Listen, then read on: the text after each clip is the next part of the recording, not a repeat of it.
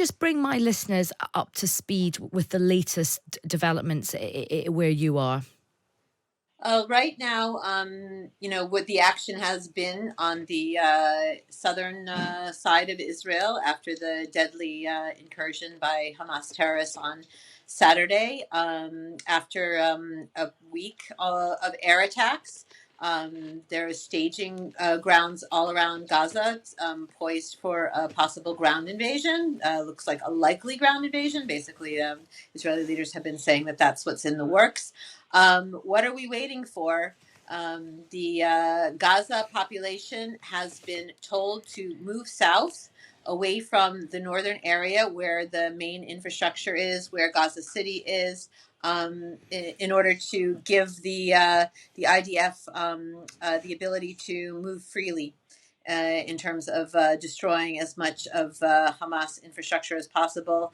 The stated goal of this operation is to basically take away all Hamas capabilities, which is going to be a very widespread and destructive operation. So the goal of moving as much of the civilian population out of the way as it can is to minimize civilian deaths. And Alison, I mean, one of the questions that is being asked around the world is, we know that the people in Gaza, the Palestinian people, have been asked to move, but where are they meant to go? Where can they get to? We also heard reports of convoys being attacked yesterday, and many people being killed as they try to leave. Realistically, where can people go? Well, attacked by who and killed by whom? I haven't, I don't know. Some of the Israelis are not distinguishing between the civilian and the military targets. I know they're making a great effort. There are also reports of Hamas trying to prevent this movement south and telling people not to move there because they know that it's basically opening the door for a massive attack on the border. It seems, almost inevitable. A line has been crossed as far as Israel's concerned. The nature and the brutality, the bloodthirstiness of the widespread attacks that took place on Saturday. Israel is drawing a line on the sand and is trying to signal that nothing like that should ever be able to happen again. And it's managed the conflict with Hamas now for almost 2 decades, and the fact that after all of the back and forth with Hamas has resulted in this, has ended in this, I think too much Israelis have sent a signal that these can't be our next door neighbors anymore. We can't live next door to them, and that means the scale is going to be massive, and with the humanitarian limits, obviously, of international law, and it looks like the United States is sitting very closely on Israel's shoulders, trying to make sure that it doesn't cross any terrible lines as far as humanitarian issues are concerned.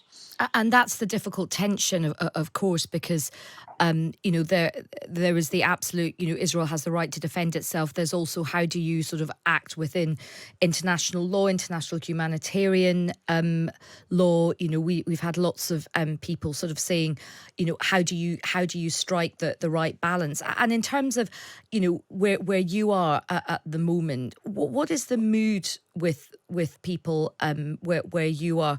What's the kind of sense of, obviously, Israel, people wanting Israel to really target Hamas, but also the concerns about the number of innocent, Palestinian people and the repercussions of that as well? I think the mood is very grim. I don't think anyone's, rejoicing in any kind of hardcore vengeance on the Palestinians. But there is a real sense after what happened, after that number of Israelis were killed intentionally, civilians intentionally, basically murdered and slaughtered. This is a Jewish country, so there's a lot of Holocaust memories and European memories combined. There's just a sense that this is a war to protect the country, to protect the homeland, to defend the ability of men, women, and children in Israel to be able to live and go about their business without being worried that terrorists are going to cross the border and terrorize them and murder them and kidnap them. And we're going to be speaking with a young Israeli man whose girlfriend was taken hostage at the music festival. They haven't heard what's happened to her, and of Yeah. course, we're going to be speaking to him. And look, Alison, what's the sort of the kind of geopolitics looking like at the moment? What are other countries, neighbouring countries, saying at the moment? Well, Israel's getting a lot of quiet and not so quiet support from some of the countries that it has made normalization agreements with in the Abraham Accords. There's been a meeting between U.S. Secretary of State Antony Blinken and Saudi Crown Prince Mohammed bin Salman. He called the meeting productive. But some of the military action that I didn't update you on is in in northern Israel. There were 5 anti-tank missiles fired at Israel forces on the Lebanon border. There's a lot of tension now on the Lebanese border with between IDF and Hezbollah, exchanges of fire. And